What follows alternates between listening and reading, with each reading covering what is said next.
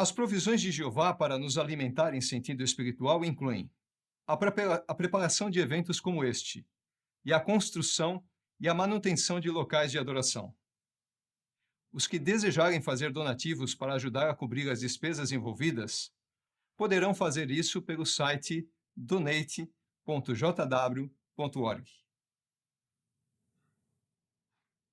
Cada um na família de Jeová tem a responsabilidade de se empenhar pela paz. Como podemos nos empenhar pela paz mesmo quando não é fácil fazer isso?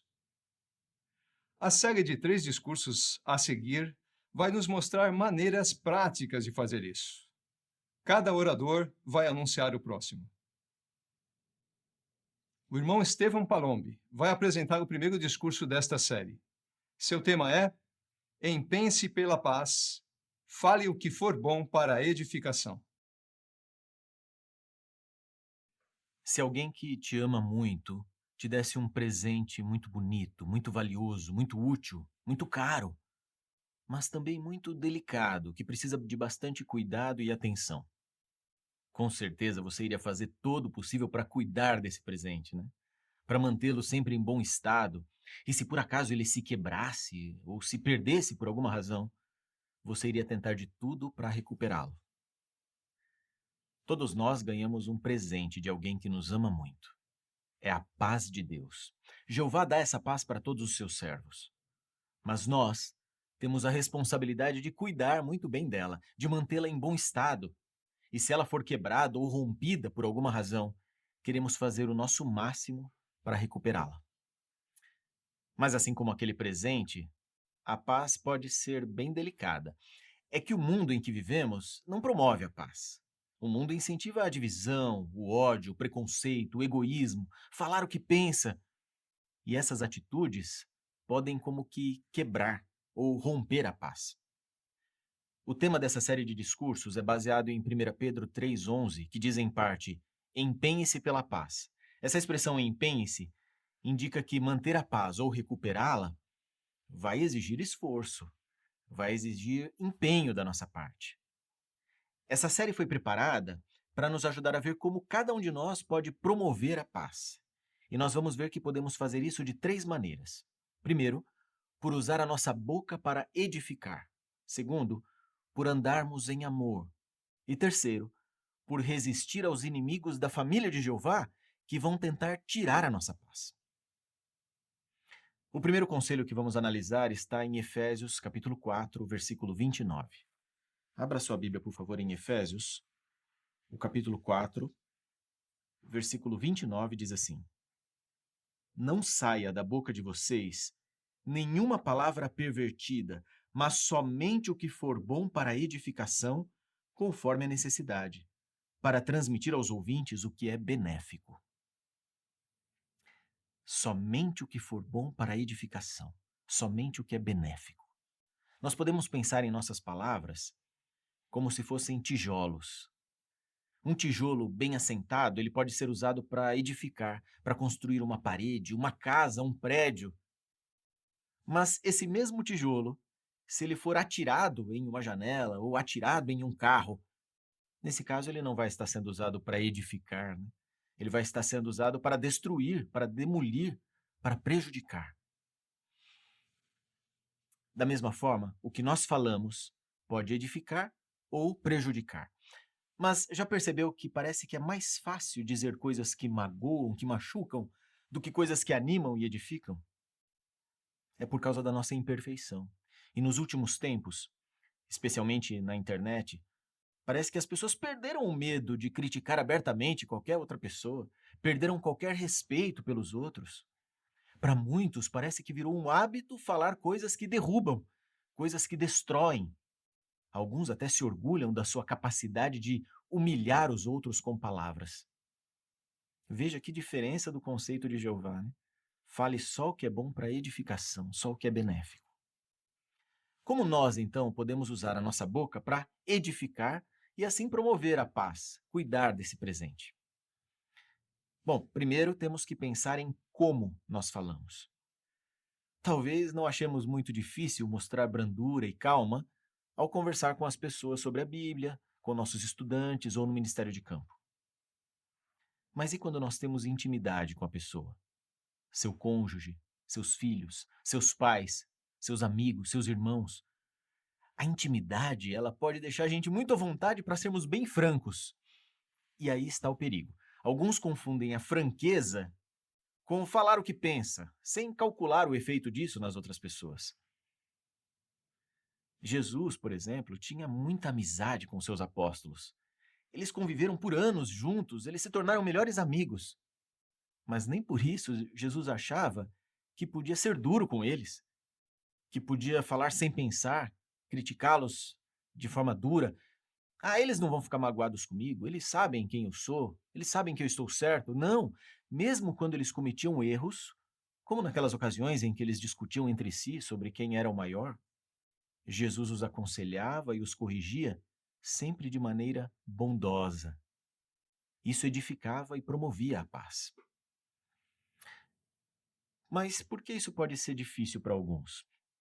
É que alguns de nós fomos criados num ambiente em que talvez não era muito comum falarmos de forma bondosa. Não era o costume. Se esse for o seu caso, crie o hábito de fazer isso. Muitas pessoas que não conhecem a Jeová talvez até falem de forma bondosa, às vezes, de forma amorosa, em ocasiões especiais, quando estão homenageando alguém no trabalho ou na família, mas no resto do tempo se esquecem de fazer isso porque não estão habituadas. Para nós, falar de forma bondosa precisa ser um hábito. Um outro cuidado que precisamos ter para que as nossas palavras edifiquem. Veja agora o versículo 25, Efésios 4. O versículo 25 diz assim: Portanto, visto que vocês abandonaram a mentira, falem a verdade, cada um com o seu próximo, pois somos membros que pertencem uns aos outros. Nós não mentimos. A mentira não edifica. Assim como a ferrugem corrói o aço aos poucos e pode acabar destruindo uma estrutura de metal, a mentira corrói a confiança e pode destruir a nossa paz. Mas mesmo que nós não falemos uma mentira deslavada, temos que tomar cuidado para não sermos desonestos. Como assim? É que a desonestidade inclui induzir de propósito alguém a tirar uma conclusão errada.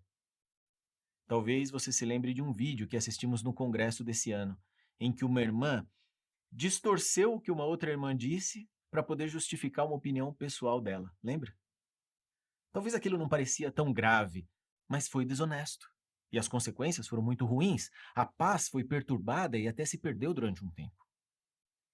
Nós temos que falar a verdade porque, como diz o versículo 25, somos membros que pertencem uns aos outros. Pense nessa expressão.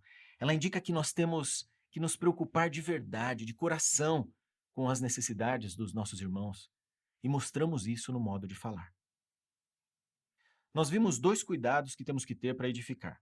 Primeiro, como falamos. Também falar sempre a verdade. Mas o que nós podemos falar para sermos edificantes? Nós vamos ver a partir de agora 3 maneiras de sermos edificantes ao falar. Primeiro, encoraje. Todos nós temos problemas, desafios, ansiedades que podem nos desanimar, podem tirar as nossas forças, às vezes nos deixar até com medo, tirar nossa coragem. Muitos sofrem com problemas emocionais, com depressão. E o que nós falamos e como falamos com eles pode servir como uma injeção de coragem nos nossos irmãos. Qual é a melhor forma de encorajar? Uma dica: use a Bíblia. Talvez você não precisa ler um texto diretamente na Bíblia para a pessoa, mas quando encorajar, tenha em mente princípios bíblicos. Relembre a pessoa de um texto que te encorajou, que te animou. Lembre-se que a palavra de Deus é viva e tem poder. Ela vai encorajar muito mais do que qualquer frase de efeito que você leia nas redes sociais ou em livros de autoajuda. Nesse momento, você consegue se lembrar de alguém que talvez esteja precisando de um encorajamento? Por que não tenta ligar para ele para saber como ele está? Ou envie um cartão, mande uma mensagem de texto, uma mensagem de áudio.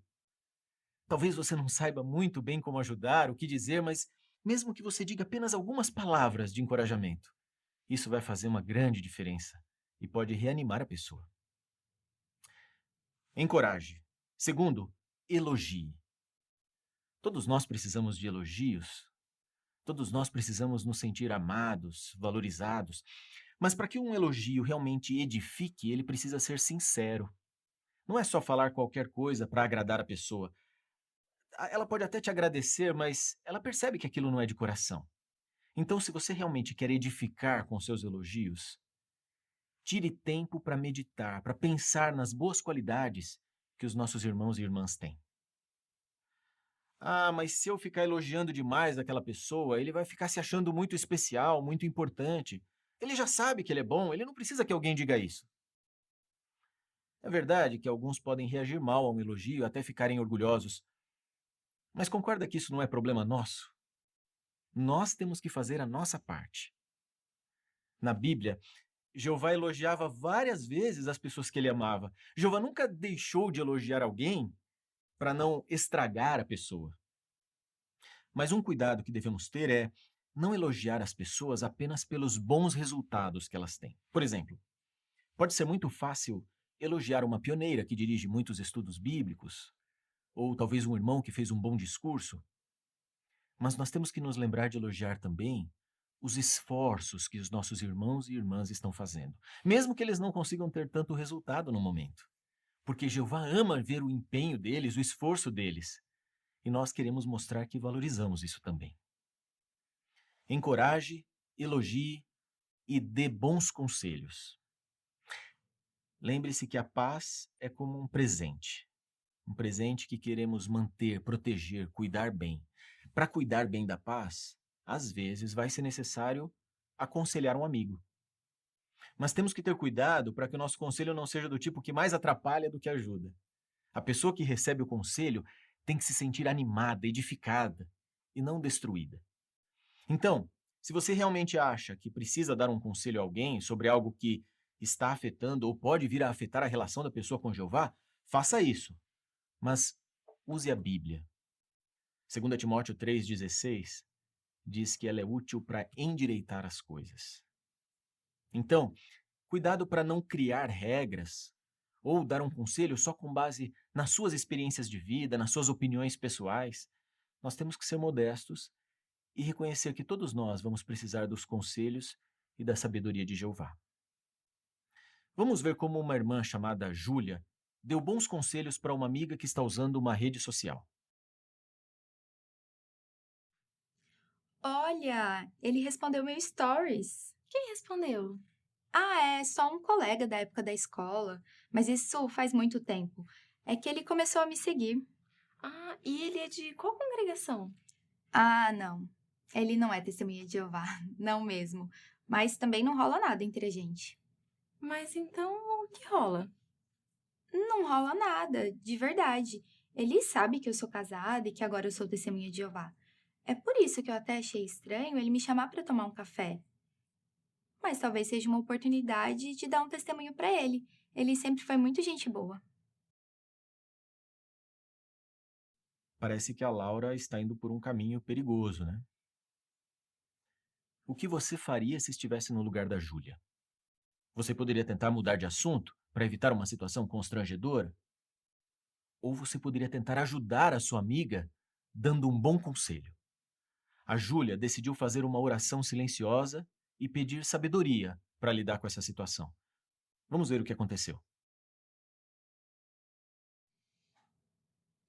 Laura, você consegue se lembrar de algum conselho da Bíblia que pode te ajudar a decidir o que fazer? Como assim? Ah, conselhos sobre como escolher amigos, por exemplo?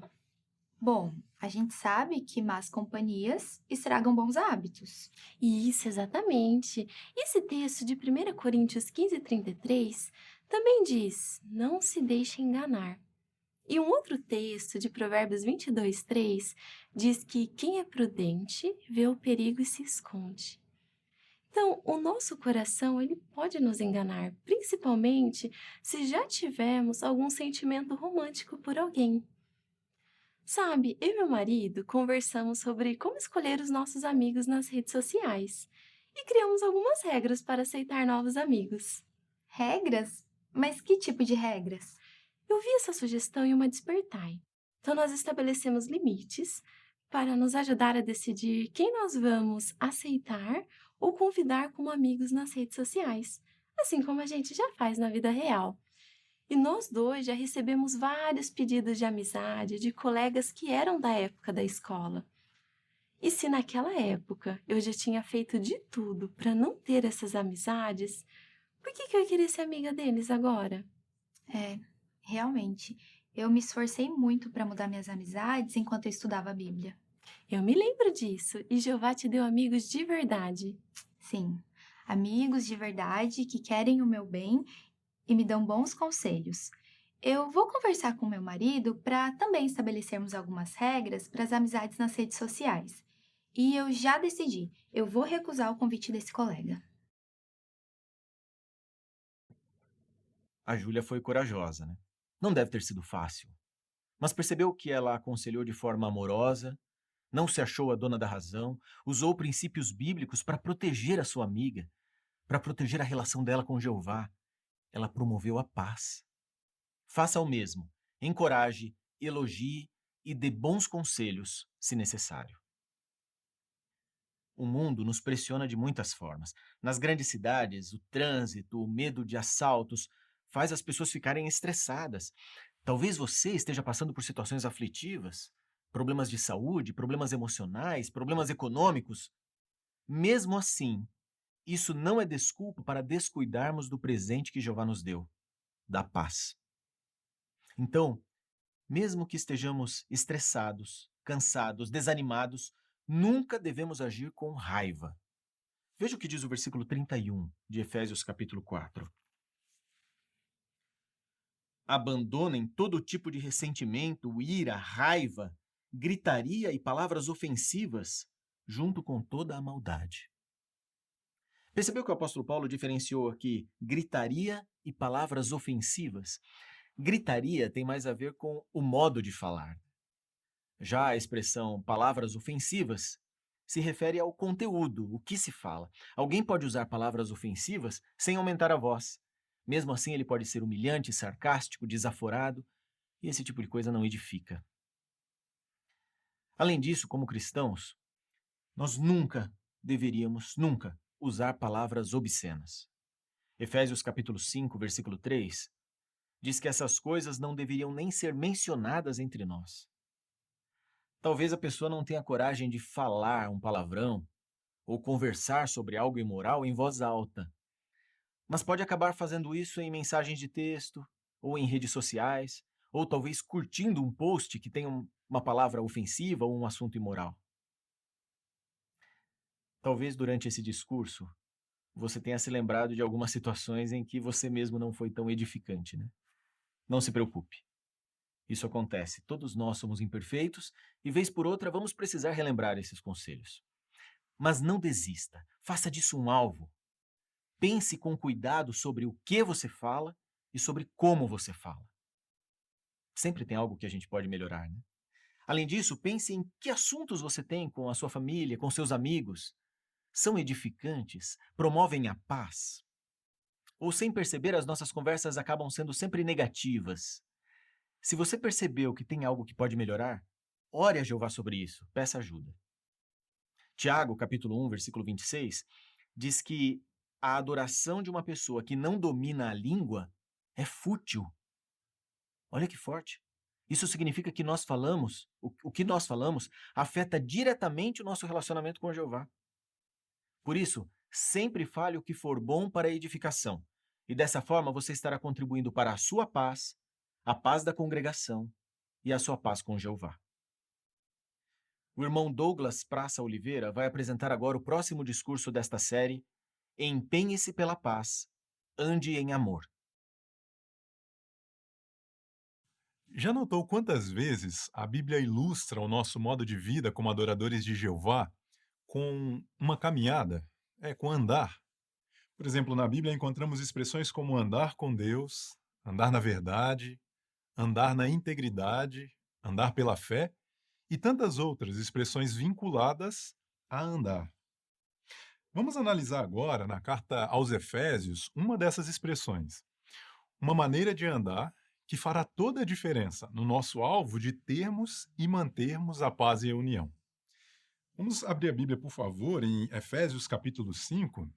Se desejar deixar a Bíblia marcada nesse capítulo, vamos considerar alguns versículos aqui e também no capítulo 4, nessa parte. Efésios, iniciando com o capítulo 5, versículos 1 e 2. Diz assim: Portanto, tornem-se imitadores de Deus, como filhos amados, e continuem, notem, andando em amor, assim como também o Cristo nos amou e se entregou por nós como oferta e sacrifício, um aroma agradável a Deus. Nós nos empenhamos pela paz quando, como diz o versículo 2, andamos em amor. Isso envolve demonstrar amor no nosso modo como agimos. Mas será que é possível um cristão ter esse tipo de atitude, a ponto de simbolicamente estar como que andando em amor? Sim. E o segredo é fazermos o que está aqui no versículo 1. Aqui Jeová nos convida a imitá-lo. Ele diz: tornem-se imitadores de Deus. É verdade que uma criança que procura ser igual ao pai não consegue imitá-lo perfeitamente. Mas quando ela faz o seu máximo, isso deixa o pai feliz, não é verdade? Então, nesse versículo, Jeová, de uma maneira muito animadora, está como que dizendo: eu acredito em vocês. Eu sei que, apesar de suas imperfeições, vocês conseguem ser como eu, até certo ponto. Mas como é que você e eu podemos fazer isso, imitar a Deus nesse contexto? Andar em amor.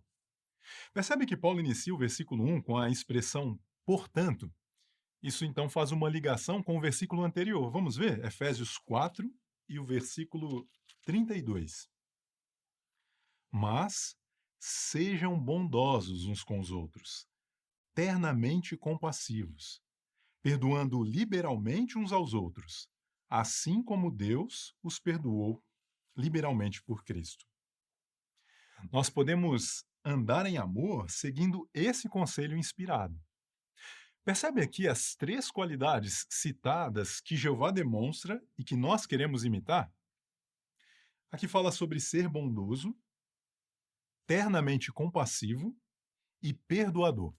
Vamos falar de cada uma dessas qualidades. Primeiro, seja bondoso. A pessoa bondosa é aquela que realmente se importa com o bem-estar dos outros. E isso fica evidente em suas palavras e ações. A pessoa bondosa age levando em consideração o sentimento da outra pessoa. E não é verdade, irmãos, que todos os dias nós temos a oportunidade de sermos bondosos uns com os outros. Isso fica mais fácil quando estamos atentos, por exemplo, às necessidades de nossos irmãos. E nós podemos pensar em maneira de sermos bondosos, mesmo em coisas aparentemente simples. Percebe que no versículo, a expressão aqui, sejam bondosos, ela originalmente traz a ideia de nos tornarmos bondosos. É porque ninguém nasce bondoso nesse sistema imperfeito, com esse interesse no próximo. Ou você já viu alguma vez um bebezinho parar de chorar porque estava preocupado com o cansaço da mãe? Não. Nós nos tornamos assim com a ajuda de Jeová. Então, ore a Ele, pedindo ajuda para demonstrar mais bondade. Afinal, essa é uma qualidade produzida pelo Espírito Santo de Jeová. A segunda qualidade citada aqui no versículo é a terna compaixão. Essa, irmãos, é uma linda qualidade que quem anda em amor tem. Quem tem compaixão tenta compreender o sofrimento do próximo, como ele se sente, e então oferece ajuda e consolo para melhorar a situação.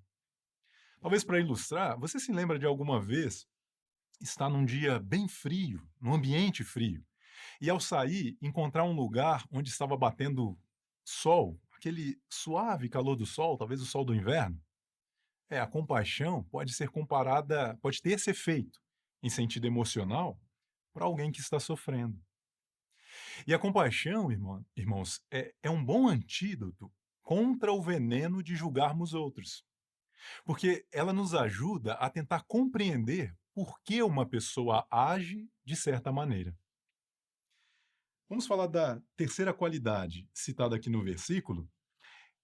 é perdoar liberalmente ou estar sempre pronto a perdoar. Se alguém cometer uma pequena falha ou fizer uma coisa irritante que não é tão séria, tente deixar para lá. Você percebe como ultimamente essa ideia tem sido repetida? Se a coisa é pequena, tenta deixar para lá. No nosso congresso tivemos essa ideia amplamente divulgada, né? Temos ouvido isso, porque isso nos faz feliz, isso é bom para cada um de nós, não guardar ressentimento. Jeová, irmãos, sempre perdoa, sem nunca precisar de perdão. E lembra-se do conselho em Efésios 5:1? Tornem-se imitadores de Deus. É muito importante, irmãos, nós termos em mente que quando alguém comete um erro contra outro, a paz pode ser afetada ou até perdida. E o que acontece, levando em consideração que a paz é algo muito valioso, é muito valiosa, o que acontece quando você percebe que acabou de perder algo que é valioso para você? Talvez sua aliança ou algum outro objeto que você aprecia muito. Será que você pensa assim? Você acabou de perder, você pensa, semana que vem eu vou dar uma olhada, eu vou procurar? Não. Se você valoriza, você procura recuperar imediatamente. Como temos visto nesse programa, a paz é muito valiosa para nós. Então, haja rapidamente para recuperar a paz quando ela for afetada. Na cena a seguir, veja como isso pode acontecer. Que saudade, Carol. Que bom que você tá de volta. Oi, Milena, obrigada. Como foi a viagem? Ai, foi muito bom. Eu e o Marcos, a gente descansou bastante. As crianças se divertiram tanto. Deixa eu mostrar umas fotos pra você, olha. Aqui foi da casa que a gente ficou. Oi, Milena, tudo bom? Oi, Carol. Tava sumida, hein? Por onde andava? Oi, Paula. Então, tava falando pra Milena das minhas férias. Deixa eu mostrar pra você também umas fotos. Aqui, olha, foi da casa que a gente ficou. E essa vista aqui... Eu conheço esse lugar. Na verdade, eu já cansei de ir lá, né?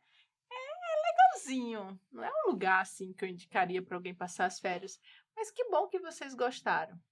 Então, eu já mostrei para vocês o que estou planejando para as férias de verão. Ai, Paula, de novo você ama ser o centro das atenções, né? Isso é a sua cara.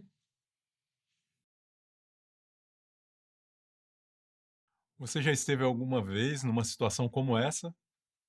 Bem, a maneira como reagimos quando alguém diz ou faz algo que nos irrita mostra se estamos contribuindo ou não para manter a paz. Como a Carol poderia ter reagido para manter a paz? Vamos observar.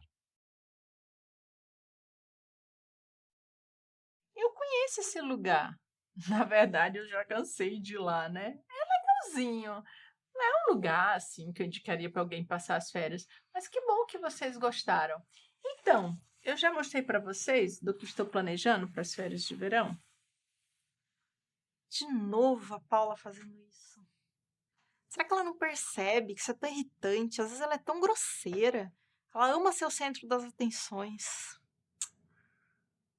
Mas será que esse problema é tão grande assim? Se eu fizer caso por causa disso, vai afetar a nossa amizade. E eu até entendo por que ela age assim, precisa ficar falando dela, das coisas que ela faz. Na casa dela ninguém é testemunha de Jeová. A única chance que ela tem de falar com os irmãos é aqui no Salão do Reino. E, além disso, eu sei que ela tem boas intenções. Ela é uma serva leal de Jeová há tantos anos. Mais eu penso nisso, mais eu vejo que eu não preciso criar caso por causa desse assunto.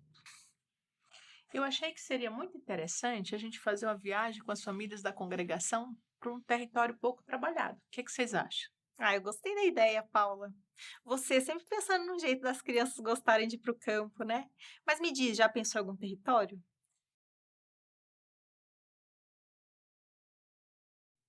Desta vez, a Carol se empenhou pela paz, por entender o lado da Paula, por não criar caso com um problema pequeno, irritante, é verdade, mas pequeno, e por se esforçar em manter a amizade com a sua irmã na fé. No caso da Carol, a sua compaixão fez com que ela pensasse na situação da Paula e entendesse por que às vezes ela agia assim. Muitas vezes, irmãos, isso é possível. Pensar por que a pessoa age dessa maneira.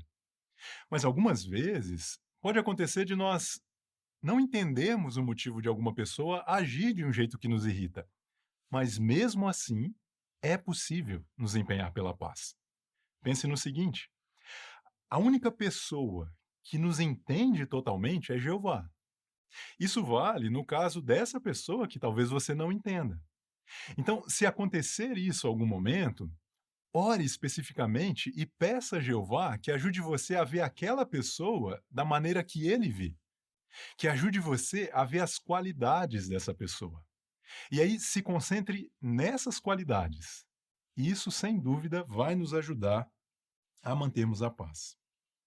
Bem, até agora, nessa parte, nós analisamos algumas coisas que podemos fazer imitando a Jeová e andando em amor. Nós falamos de características boas, características altruístas. Mas aqui em Efésios 4, Paulo fala também de atitudes egoístas, que quando nos empenhamos pela paz, nós rejeitamos. Por exemplo, veja Efésios no capítulo 4 e os versículos 17 ao 19. São atitudes que nós evitamos porque elas afetam nossa paz com Jeová e com outros. Efésios 4, 17 a 19. Portanto, digo e os exorto no Senhor: não andem mais como andam as pessoas das nações, na futilidade da sua mente. Elas estão mentalmente em escuridão e apartadas da vida que pertencem a Deus, por causa da ignorância que há nelas, por causa da insensibilidade do seu coração. Tendo perdido todo o senso moral, entregaram-se à conduta insolente para praticar com ganância todo tipo de impureza. Então, Jeová compara aqui, irmãos, essas ações egoístas também a andar, mas dessa vez de uma maneira que nós queremos evitar. Aqui fala no versículo 17 de andar como pessoas das nações. Então, quando nós andamos em amor, nós não andamos como elas. E como elas andam? O versículo 18 diz que tem insensibilidade no coração dessas pessoas. Essa palavra, essa expressão, vem de um termo médico que, entre outras coisas, se refere à pele insensível por causa de calos. Então, o coração desse tipo de pessoa se torna insensível em relação a Deus. E quando uma pessoa permite que isso aconteça, ela pode fazer coisas muito ruins. Ela pode, como diz aí no versículo 19, ter uma atitude ou uma conduta insolente, desrespeitosa para com Deus. Ela pode praticar coisas impuras. Aliás, aqui não diz apenas praticar, mas diz praticar com ganância essas impurezas. Como assim? Bem, quando alguém tem uma medida de senso moral e peca, essa pessoa sente remorso e normalmente procura não repetir. Mas se a pessoa perde isso, ela não só pratica a impureza, mas como diz aqui, ela faz isso com ganância, quer dizer, ela não fica satisfeita, quer sempre mais. O que poderia, irmãos, se transformar nesse tipo de prática? Nós poderíamos falar de algumas coisas, mas vamos falar de uma delas, a pornografia. Essa é uma forma de impureza que promove a ganância. Ela é totalmente egoísta. Talvez para ilustrar o que acontece, talvez você se lembre, ou leu, ou ouviu, o que aconteceu lá em Chernobyl, no fim da década de 80. Foi um acidente numa usina nuclear. Alguns estudiosos dizem que levariam 150 anos para limpar totalmente aquela região. Mas acontece que depois do acidente, algumas autoridades negaram que o efeito seria tão grande. Mas à medida que os anos foram passando, algumas pessoas, além das que morreram, pessoas e animais começaram a nascer deformados. E aí não tinha mais como negar o efeito daquele vazamento nuclear. Irmãos, a pornografia deforma o padrão de uma pessoa pensar. Ela é radioativa em sentido espiritual. Seus efeitos são a longo prazo, inclusive. Por isso nós rejeitamos essa prática com tanto repúdio. Mas quando nós andamos em amor, nós também rejeitamos prejudicar outros de uma outra maneira que alguns talvez nem se dão conta que podem prejudicar. Do que estamos falando? Do mau uso de redes sociais. já comentamos sobre isso no programa de hoje, não é verdade? Mas como que o mau uso de redes sociais pode prejudicar outros? Bem, talvez você pensou em pessoas que postam coisas que não são apropriadas ou fazem comentários ofensivos, e isso é verdade. Isso prejudica outros. Mas quem anda em amor pensa além disso. Quem anda em amor pensa: será que as fotos ou vídeos, se eu decidir postar, ou comentários, será que elas podem dar a impressão de que eu estou me exibindo? Será que essas fotos ou vídeos poderiam deixar outros com inveja? Por exemplo, essa pessoa pensaria: será que aquela jovem na congregação, aquele adolescente, poderia se sentir excluído ao ver essas fotos ou invejando de alguma maneira, mesmo elas não sendo erradas? Percebe? Quem anda em amor leva em consideração os sentimentos dos outros. É muito bonito, não é, irmãos, a maneira que Jeová nos ensina a amar. Em conclusão, a maneira como agimos pode ter grande impacto sobre outros. Então, nós queremos refletir em como nossas ações podem afetar o nosso Pai Jeová e a nossa família na fé, que nós amamos tanto. Quando fazemos essa reflexão, irmãos, nós andamos, como diz aqui em Efésios 5:15, não como tolos, mas como sábios. Assim, estejamos decididos a continuar andando em amor, como vimos nessa parte, por mostrar bondade, compaixão e estar pronto a perdoar. Também por resistir a qualquer tendência que poderia prejudicar ou destruir a nossa paz. Falamos de algumas delas aqui, não é verdade? Quando andamos em amor, nós contribuímos para a paz da família unida de Jeová. E se nós, irmãos, continuarmos andando dessa maneira, o destino final está garantido. O novo mundo que tanto aguardamos. Agora, o irmão Tiago Ornag vai apresentar o último discurso dessa série. Empenhe-se pela paz. Resista aos inimigos da família de Jeová. Quando Jeová criou o primeiro casal humano, Adão e Eva, e os colocou aqui na terra, Jeová deu para eles um lindo jardim, onde só existia a verdade. Não existia enganação, fraudes, mentiras. Mas aí surge no cenário um inimigo, Satanás, o diabo, e começa a apresentar para Eva uma proposta de ser igual a Deus, de não morrer. Eva acreditou. E o resultado nós já sabemos. Era uma grande enganação de Satanás, uma mentira, uma fraude. E foi a partir desse momento que a Bíblia diz que Satanás passou a ser chamado do pai da mentira. E até hoje tem sido assim. Satanás e os demônios têm cegado a mente da maioria das pessoas para que a verdade da palavra de Deus não brilhe. E eles têm se oposto à família de Jeová, tentando destruir a nossa paz. É por isso que o mundo está sob a influência total de Satanás, devido ao poder que as mentiras podem fazer. Satanás sabe que a mentira pode influenciar a mente da pessoa, a forma como a pessoa pensa. É como se fosse um gás venenoso, que a pessoa não vê, não sente o cheiro, mas quando inala, ela sofre sérias consequências. A mentira tem esse poder. Sem perceber, a pessoa é influenciada, sua mente é corrompida e causa grandes estragos. É por isso que o mundo hoje, que está do controle de Satanás, está tão dividido, cheio de ódios, cheio de coisas ruins, através de tanta coisa que Satanás espalha. E como inimigo da família de Jeová, Satanás e os demônios têm esse objetivo: destruir a nossa paz, causar divisões. Por isso, precisamos conhecer as táticas dos nossos inimigos. Por exemplo, relatos enganosos, informações falsas, relatos talvez exagerados. Temos que ficar atento a como ele usa esse tipo de informação para tentar tirar essa paz e lutar contra isso. A Bíblia contém relatos de como uma mentira, um relato talvez duvidoso, pode tirar a paz. Veja, por exemplo, lá no passado, Moisés, quando estava para entrar na Terra Prometida, ele enviou 12 homens para espionar a Terra Prometida. Vamos ver o que aconteceu quando eles voltaram com os relatos? Abram, por favor, suas Bíblias em Números capítulo 13. Números 13. Nós vamos ler o relato do versículos 25 em diante. Vamos ler aqui primeiro do 25 ao 29. Números 13, 25 a 29. Depois de 40 dias espionando a terra, eles voltaram.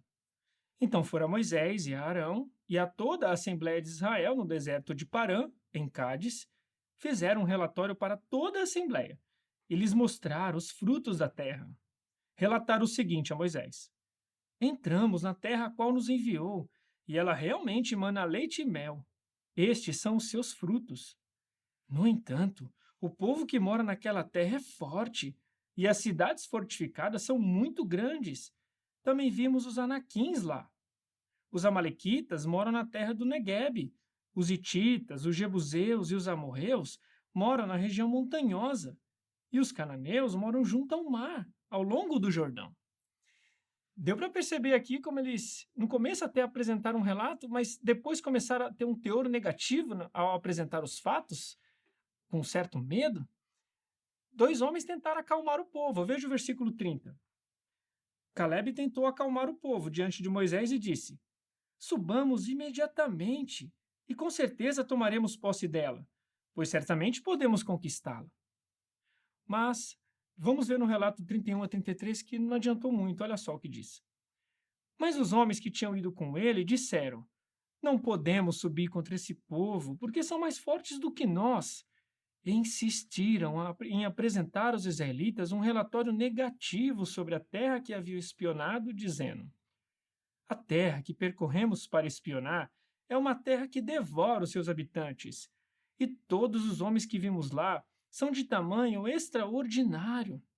Vimos lá os nefilins, os filhos de Anak, que são os descendentes dos nefilins, e em comparação com eles, parecíamos gafanhotos, tanto aos nossos olhos como aos olhos deles. Deu para perceber como esses homens estavam com um teor negativo ao apresentar os fatos. Estavam tão negativos que chegou um momento que eles começaram até mesmo a exagerar os fatos, falando do tamanho dos homens, da força deles, dizendo que até os nefilins estavam lá. Eles estavam sendo bem incisivos ao apresentar essas informações. E com isso, ao ouvir esses relatos, os israelitas começaram a ficar com medo, desanimados. Afinal de contas, eles devem ter pensado: se de 12 homens, 10 estão apresentando esses fatos, então deve ser verdade. Infelizmente, a maioria acreditou nisso. E o resultado foi trágico. Além de muitos terem morrido naquela ocasião, ainda os israelitas ficaram muitos anos vagueando no ermo até entrarem na terra prometida. Qual a lição para nós? O poder que uma informação que não é verdade ou um relato duvidoso pode causar nos outros é muito grande. Pode tirar a nossa paz, pode até mesmo destruir a nossa união. E hoje em dia é muito fácil isso acontecer através da internet, redes sociais, informações que recebemos no nosso dia a dia podem conter informações que podem nos deixar em dúvida e tirar a paz. Por isso, precisamos ficar muito atento com o tempo que assistimos ou gastamos com esse tipo de informação. Vamos agora ver uma cena em que um irmão está sendo influenciado pelo que está vendo e ouvindo, e vamos ver como um amigo dele tenta o ajudar a ser mais seletivo ao lidar com essas informações. Que bom que deu para tomarmos um café e batermos um papo, né? Parece que não nos vemos há um tempão. É verdade mesmo, Roberto. Mas e aí, como vão as coisas? Tá tudo bem. Mas sabe, a grande tribulação está bem perto, hein? Não dá para acreditar no que está acontecendo. Ontem eu estava lendo uma notícia a respeito daquele desastre que aconteceu no início da semana. Estão dizendo que não foi um acidente, mas pode ter sido planejado pelo governo. Um amigo até me encaminhou um vídeo. Você viu? Não, não vi. Ah, é? Peraí que eu vou mandar para você, olha que legal. Não, não precisa não, Orlando. Já me enviaram esse vídeo essa semana. Ué, mas você não assistiu? Não, não assisti. Mas eu tenho certeza que é verídico. Orlando, você me conhece. Eu gosto de me manter em dia com as notícias, mas não é toda informação que vale a pena ler ou assistir. É, pode ser. Mas foi um amigo que me encaminhou esse vídeo. Pois é, mas também foi uma pessoa que eu conheço que me encaminhou esse vídeo. Mas não é só por isso que ele é verdade ou que ele é útil para alguma coisa. É, eu não tinha parado para pensar nisso. Olha, de vez em quando as pessoas me encaminham essas coisas e toda hora o meu celular recebe notificações. Mas antes de eu clicar numa matéria ou num vídeo desses, eu faço assim, eu faço o teste de Filipenses 4:8. Teste de Filipenses 4:8? É, isso mesmo. Eu me pergunto, será que o que eu vou ver agora é verdadeiro, de séria preocupação ou justo? É uma boa ideia. Então você acha que eu deveria fazer isso também? Bom, Orlando, eu acho que essa é uma forma de eu proteger a minha espiritualidade. Eu preciso escolher bem aquilo que eu leio e assisto. Claro que eu sei que de vez em quando eu perco bastante tempo lendo ou assistindo notícias, mas eu já percebi, Orlando, que as informações que eu vejo e o tempo que eu gasto com elas afetam a minha paz. Roberto, você tem razão. Eu preciso tomar cuidado em não ler e assistir qualquer coisa que aparece no meu celular. Muito obrigado por sua sinceridade. Eu realmente estava precisando disso. Você percebeu uma semelhança dessa cena com o que acontece nos nossos dias? Se não tomarmos cuidado com o que lemos, com o que assistimos, controvérsias, informações do mundo, situações polêmicas podem tirar a nossa paz. Podem nos deixar com dúvidas e nos causar divisões, perturbar até mesmo a paz da congregação. Nós queremos nos empenhar pela paz, escolher com cuidado o que estamos lendo, assistindo e até mesmo com o que compartilhamos com outros. Mas nós podemos resistir aos inimigos da família de Jeová e nos empenhar pela paz. Temos um inimigo pela frente, estamos numa luta contra eles. Mas podemos resistir, temos as nossas armas. E a Bíblia fala qual é. Abram, por favor, suas Bíblias em Efésios, capítulo 6. Vamos ler esse texto. Efésios, capítulo 6. Nós vamos ler os versículos 13 a 17. Efésios 6, 13 a 17. Então, o relato bíblico diz: Por esta razão, vistam a armadura completa de Deus, para que possam resistir no dia mau e, depois de terem feito tudo, se manter firmes. Portanto, mantenham-se firmes, usando o cinturão da verdade, vestindo a couraça da justiça e tendo os pés calçados com a prontidão para declarar as boas novas de paz. Além de tudo isso, usem o grande escudo da fé, com o qual poderão apagar todas as flechas ardentes do maligno. Aceitem também o capacete da salvação e a espada do Espírito, isto é, a palavra de Deus. Bom, ali no versículo 13, o apóstolo Paulo, de forma inspirada, ele falou de uma armadura completa de Deus. Fez até mesmo uma comparação com um soldado romano. E foi bem apropriado, porque estamos numa guerra, conforme o contexto diz, contra as forças malignas de Satanás.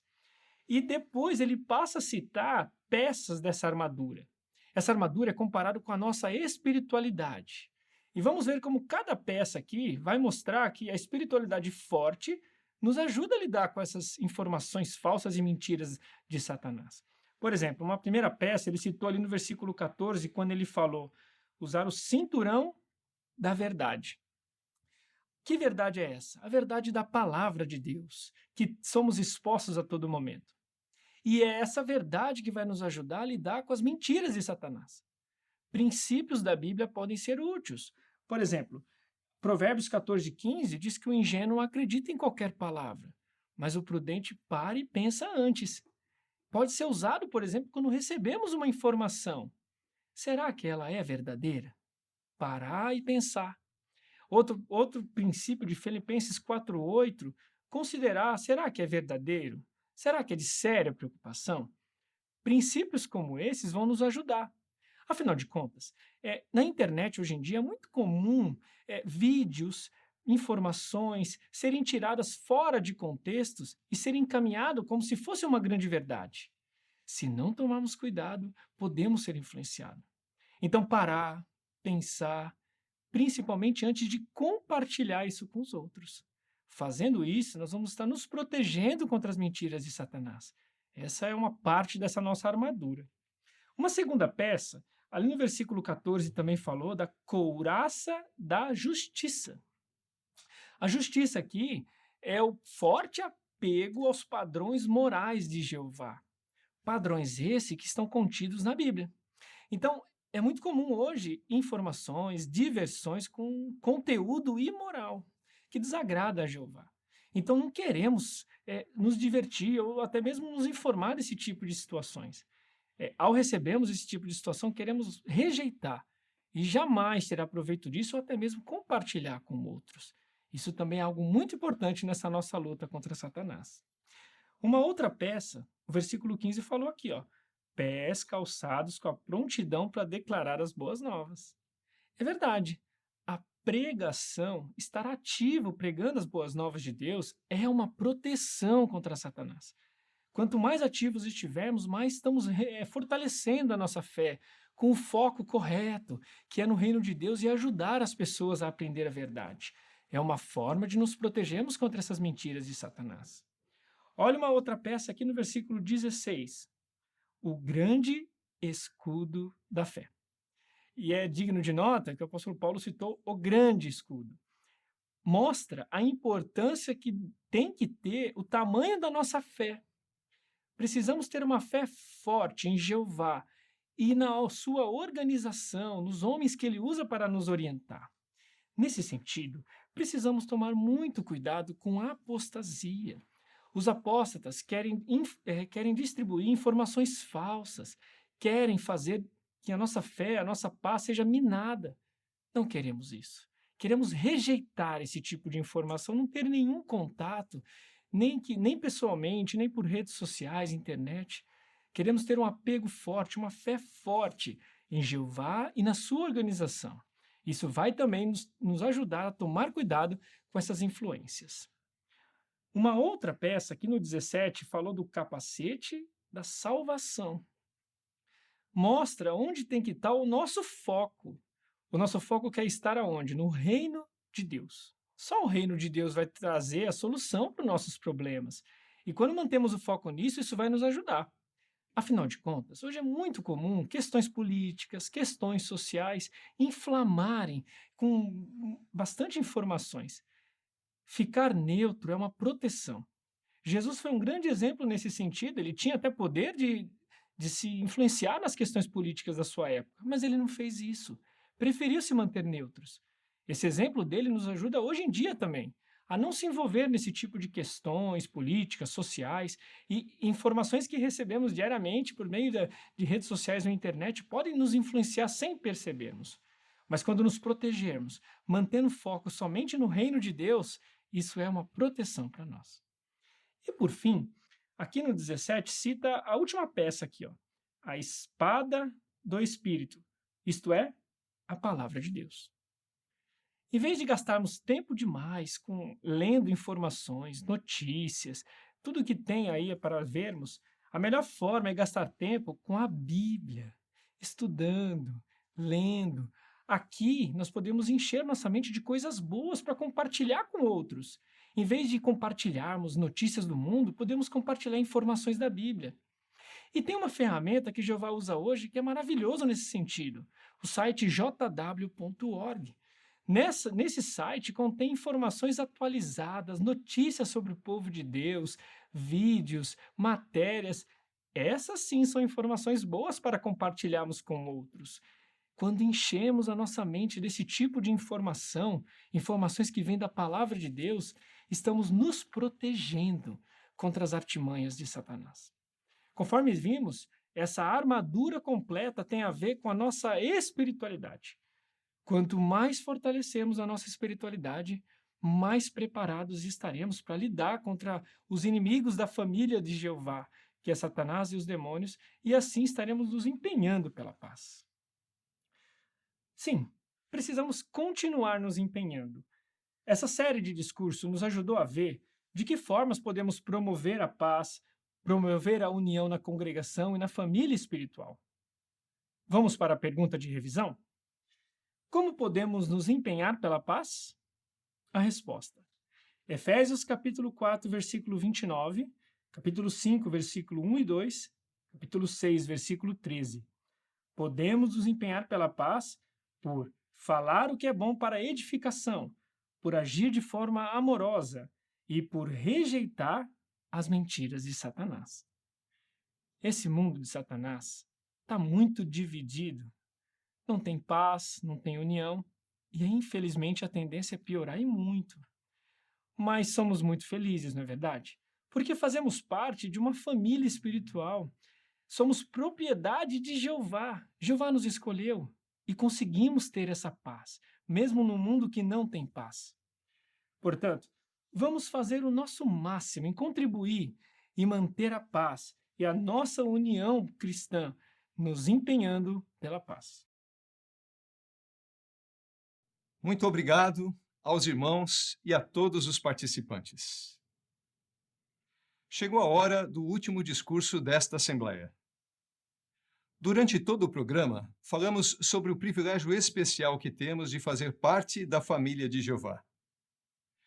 Porque é tão importante que nunca deixemos de agradecer pela família espiritual que temos? O irmão Ailton Pereira vai responder a esta pergunta ao concluir esta Assembleia com o discurso: Nunca deixe de agradecer pela sua família espiritual. Quando você ouve a expressão família, o que lhe vem à mente? Um sentimento de acolhimento, de afeto, de carinho? Isso mesmo. A família é o núcleo da humanidade. É a base da nossa vida, todos nós. Inclusive, a gente ouve falar de pessoas que buscam familiares que não conheceram, um pai, uma mãe. Às vezes até sai numa reportagem que as pessoas estão em busca das suas origens, mas nem sempre encontram o calor, o afeto, o carinho que esperavam ao reencontrar familiares. Mas quando Jeová nos convida para ser parte da sua família, é totalmente diferente. É garantido encontrarmos amor, acolhimento, afeto, além de paz e segurança também. O próprio Jeová nos garante isso na sua palavra. O apóstolo Paulo aqui, na carta aos Coríntios, no capítulo 6, expressou os sentimentos de Jeová para com os membros da sua família. Acompanhe, por favor, a leitura de 2 Coríntios 6. Vamos ler versículos 17 e 18. 2 Coríntios 6, 17 e 18. Diz assim: Portanto, saiam do meio deles e separem-se, diz Jeová, e parem de tocar em coisa impura, e eu os acolherei.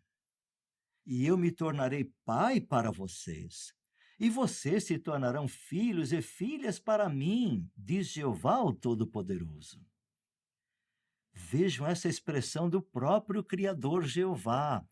Eu os acolherei. Sim, como que nos abraçando, nos acolhendo na sua família da fé. Ele diz: vou ser pai para vocês, e vocês serão filhos e filhas para mim. Essa é uma expressão tão real, tão verdadeira, que todo o povo de Jeová se sente assim, acolhido na família de Jeová. O próprio Filho de Deus, Jesus Cristo, quando estava na terra, veja o que ele falou aqui em Mateus, no capítulo 12, Evangelho de Mateus, capítulo 12. Ele estava ensinando uma multidão, e aí veio um homem e falou para ele: Jesus, sua mãe e seus irmãos estão lá fora, querendo falar com o Senhor. Veja a resposta de Jesus em Mateus 12, versículos 48 em diante. Ele respondeu ao que lhe falou: Quem é minha mãe e quem são meus irmãos? E estendendo a mão para seus discípulos, disse: Aqui estão a minha mãe e os meus irmãos. Pois quem faz a vontade do meu Pai que está no céu, esse é meu irmão, minha irmã e minha mãe. Vejam como Jesus valorizava a família espiritual mais do que a família de sangue. Então, essa é a mentalidade que nós temos, né, da parte de Jeová e de Jesus. Somos parte da família unida de Jeová. Não é assim que você se sente também como uma testemunha de Jeová? Claro! O apóstolo Paulo era uma testemunha de Jeová, e veja o que ele escreveu aos Gálatas, no capítulo 6, a expressão que ele usou. Isso certamente não é uma mera coincidência, uma coisa proposital inspirada, né, por Jeová. Gálatas 6, versículo 10. Acompanhe, por favor. Então, enquanto tivermos oportunidade, façamos o bem a todos, mas especialmente aos que fazem parte da nossa família na fé. Notaram? Façamos o bem a todos, mas especialmente aos da nossa família da fé. Realmente é assim que Jeová quer que nós nos sintamos, acolhidos, amados, queridos na sua família. E realmente nós amamos nossos irmãos e somos muito gratos a Jeová por essa família maravilhosa que nós temos. Imagine uma família ímpar. Apocalipse 7:9 fala que é de todas as nações, tribos, povos e línguas. Sim, de diferentes origens e formações. Não existe nada igual no mundo inteiro. Essa família é um milagre de nosso Pai Jeová. E você, como é que você vê nossos irmãos? Você acha que essas diferenças de raça, nacionalidade e língua nos separam, nos dividem? Não, de forma alguma. Note como o apóstolo Paulo mostrou sua gratidão por essa família diversificada.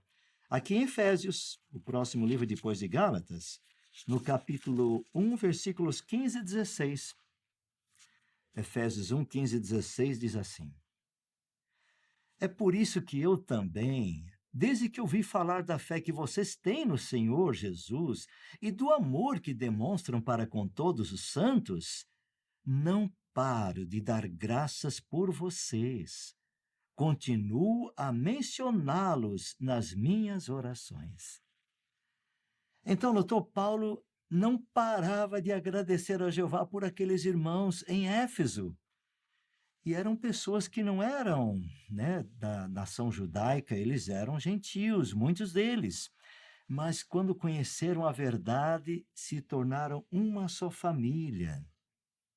Você também é como Paulo, que não para de agradecer por ser parte da família de Jeová? Lembre-se, esses irmãos, cada um deles foi atraído por Jeová, assim como você. Jeová viu qualidades excepcionais neles e selecionou-os de toda a humanidade para ser parte da família dele.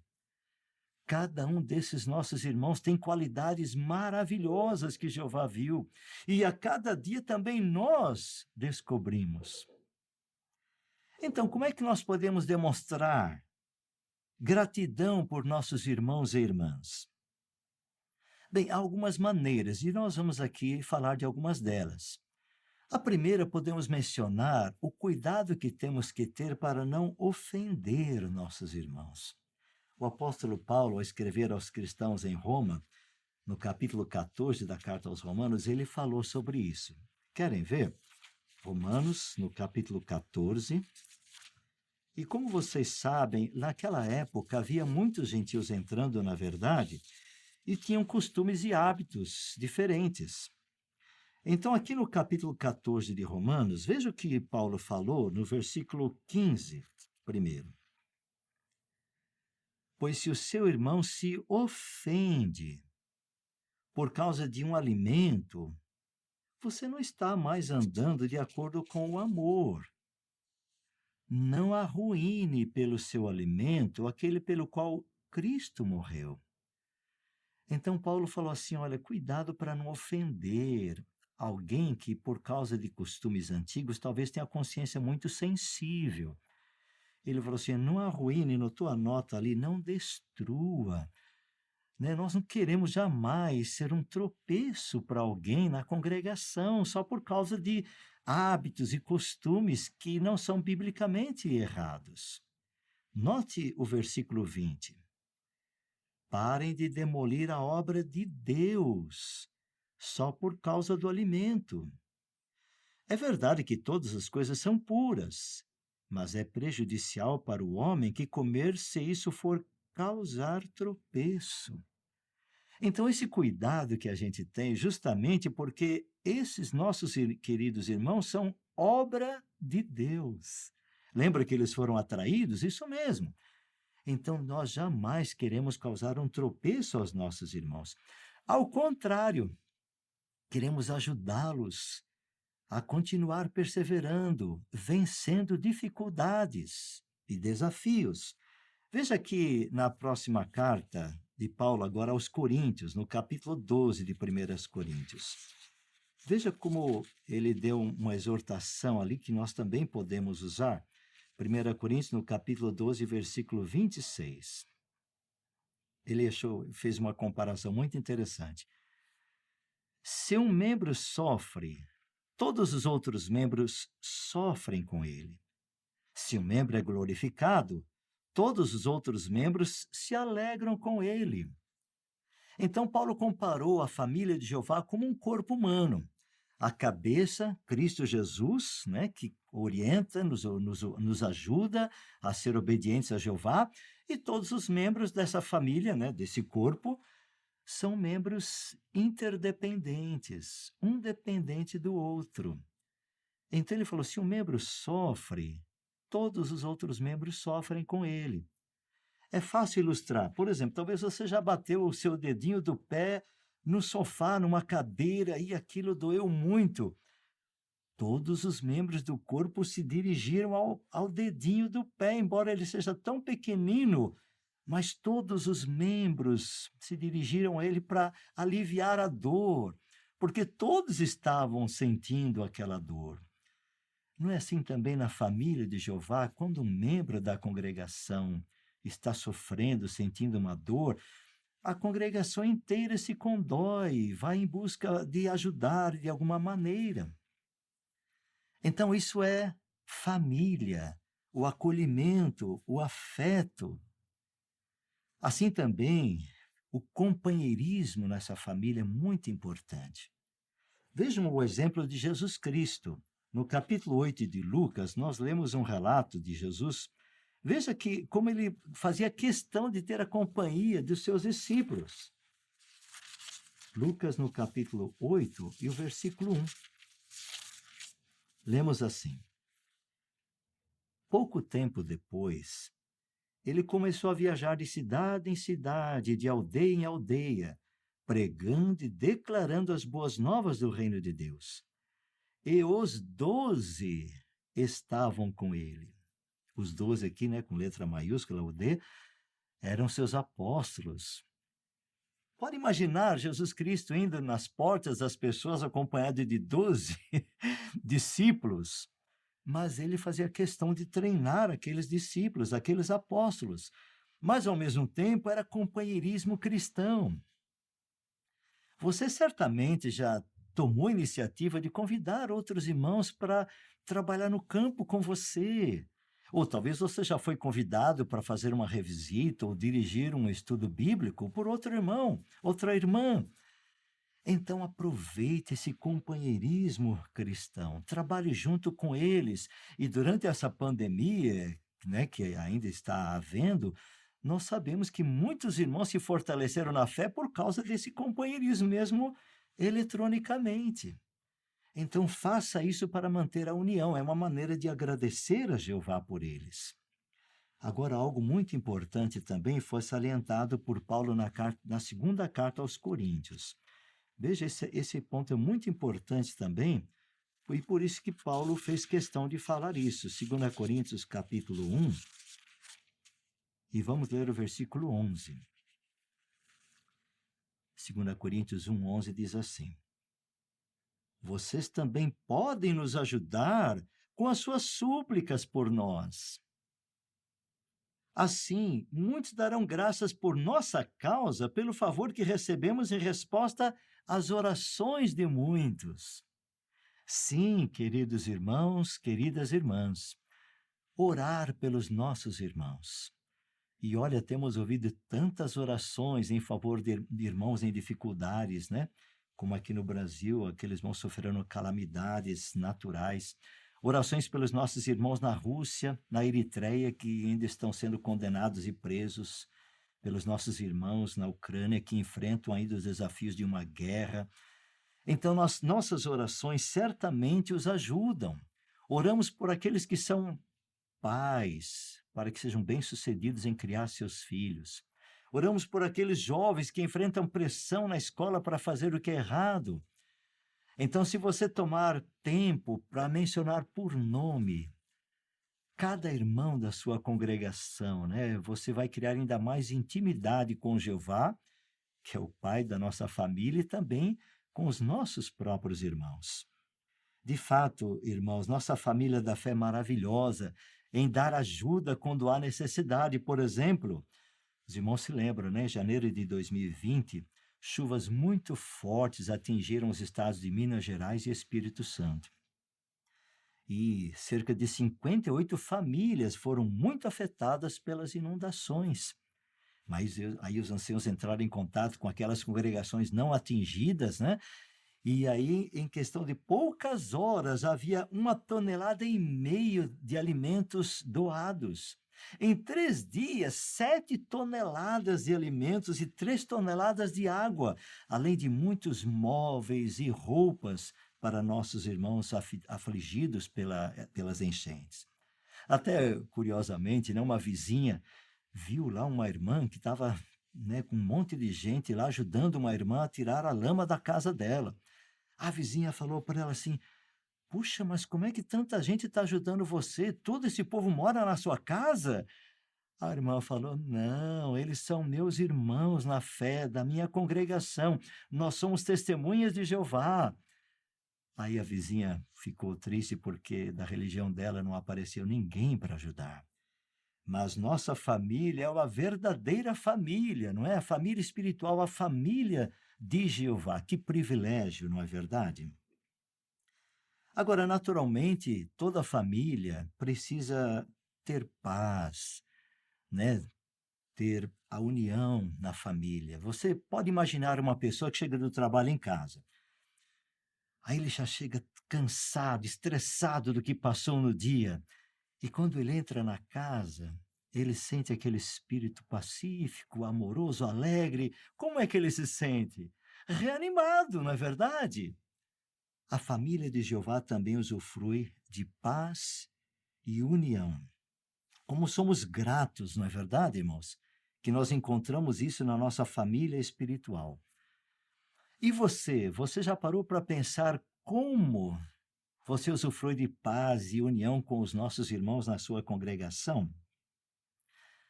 Bem, é verdade que nós somos imperfeitos. Todos temos falhas e, às vezes, por causa da imperfeição, essas falhas se tornam mais evidentes. Então, o que pode nos ajudar ainda assim manter a paz e a união na família de Jeová?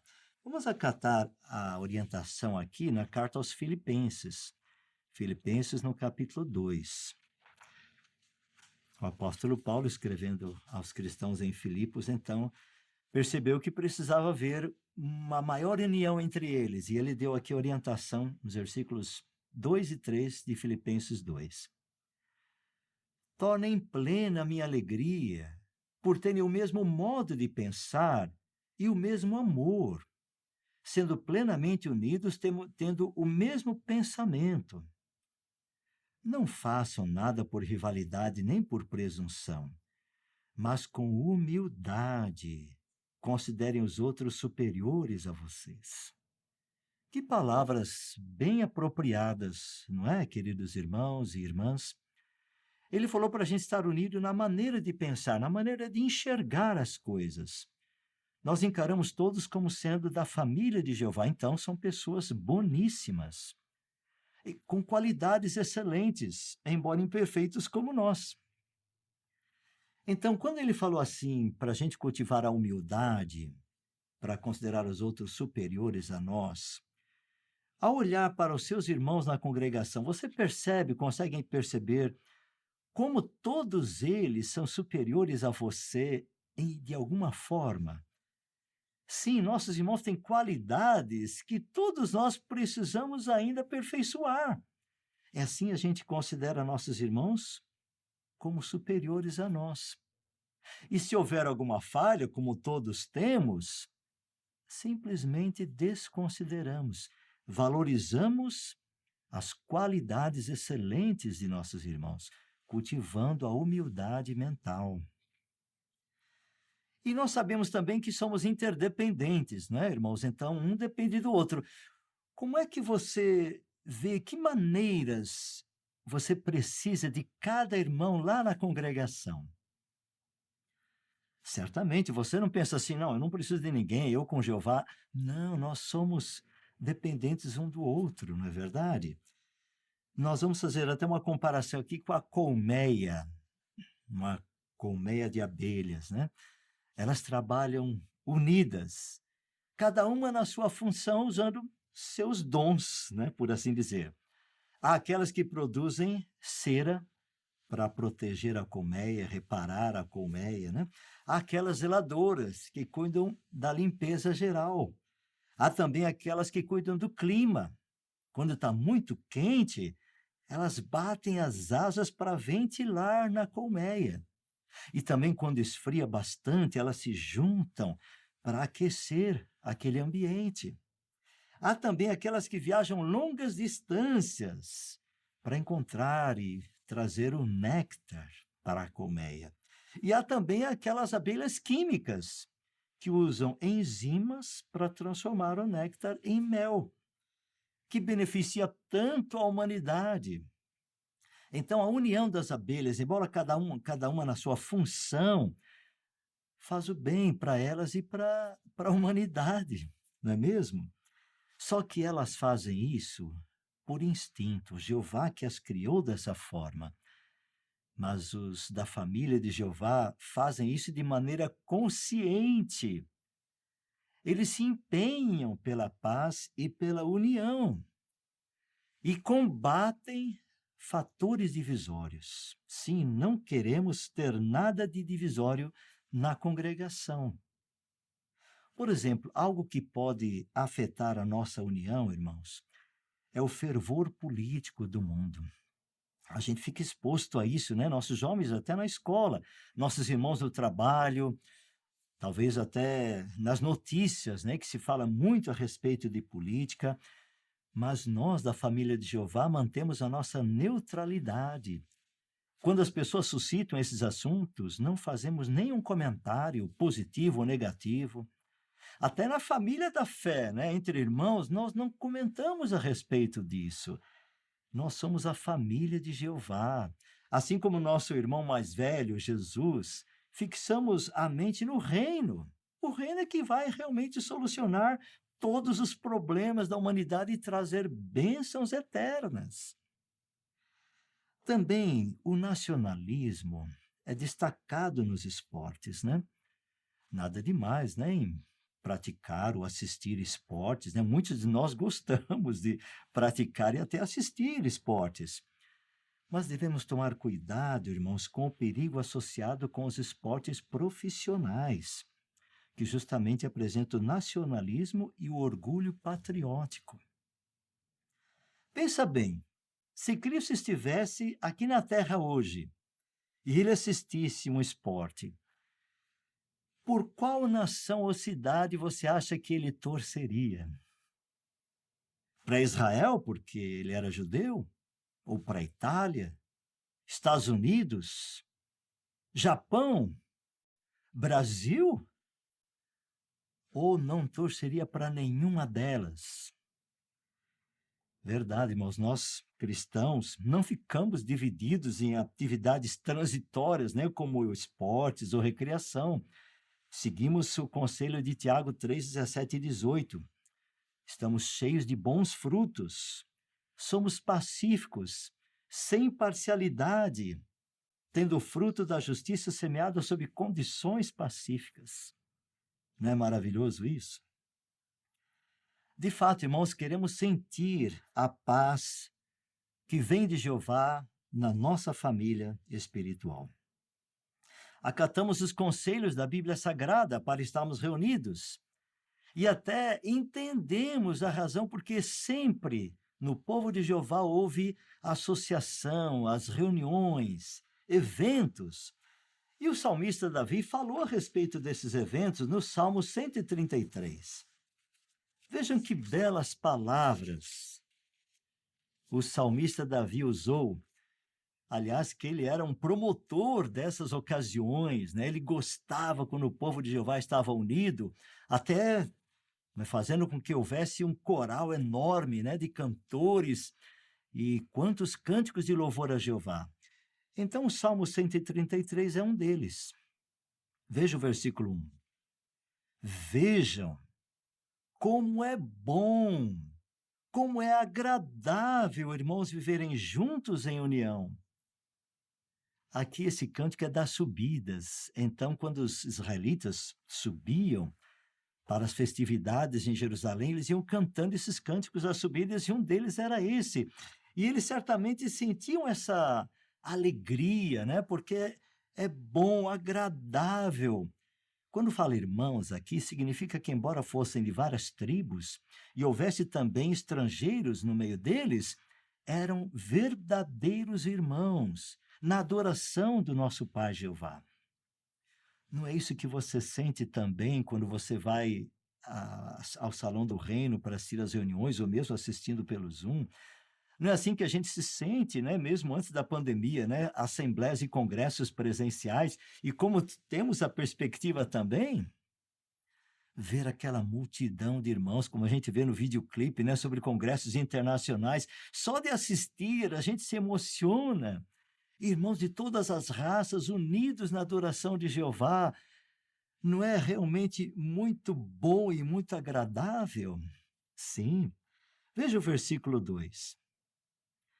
É como o óleo precioso derramado sobre a cabeça, que desce pela barba, a barba de Arão, e desce até a gola da sua veste. Aqui Davi faz uma comparação maravilhosa. Quando o sumo sacerdote, representado aqui por Arão, né, que foi o primeiro sumo sacerdote, era ungido, usava-se um óleo muito especial que não era permitido fazer para uso particular.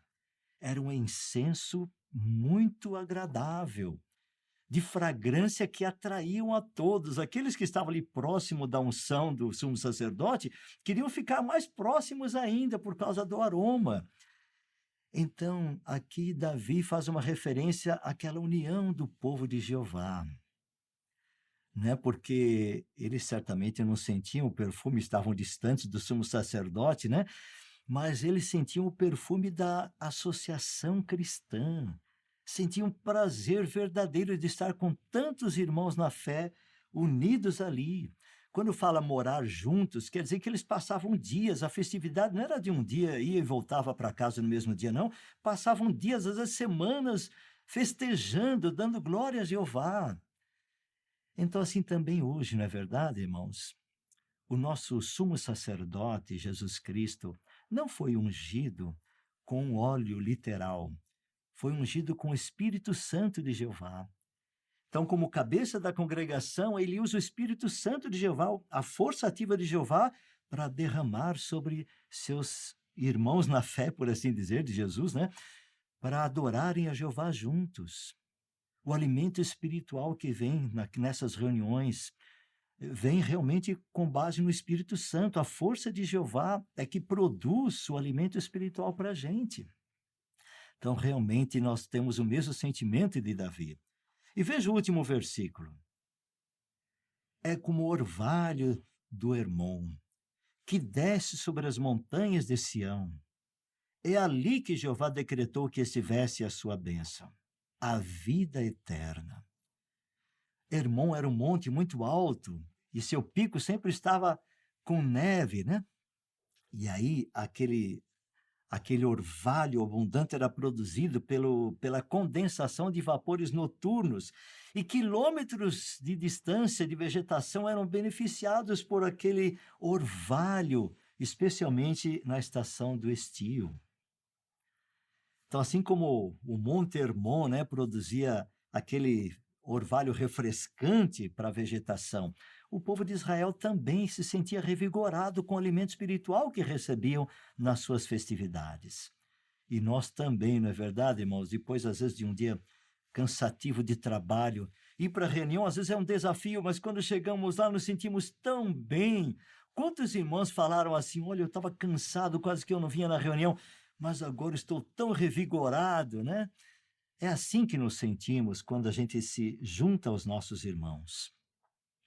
De fato, irmãos, todos nos sentimos amados, valorizados e protegidos na família de Jeová. E essa Assembleia nos ajudou a fortalecer essa amizade. Pela parte da manhã, aprendemos que é um grande privilégio termos sido atraídos por Jeová para fazer parte dessa família unida. Nossa união, foi dito, é um milagre de Jeová, mas precisamos fazer a nossa parte, né, para contribuir para a paz e a união da família. Também queremos ajudar membros da família de Jeová a se sentirem amados. Lembra de Eliú, que foi mencionado, como ajudou Jó? Lembra de Lídia, como ela foi um suporte para os apóstolos e discípulos? E também o próprio Jesus Cristo ajudou seus irmãos. As famílias também foram incentivadas a estarem atentas à Bíblia Sagrada. De fato, a adoração em família precisa existir continuamente, e os pais ajudando os filhos a raciocinarem à base da palavra de Jeová. E no período da tarde fomos exortados a nos empenhar pela paz, por falar coisas edificantes, por andar em amor e resistir aos inimigos da família de Jeová. E nesse discurso? Bem, vamos fazer a pergunta de revisão.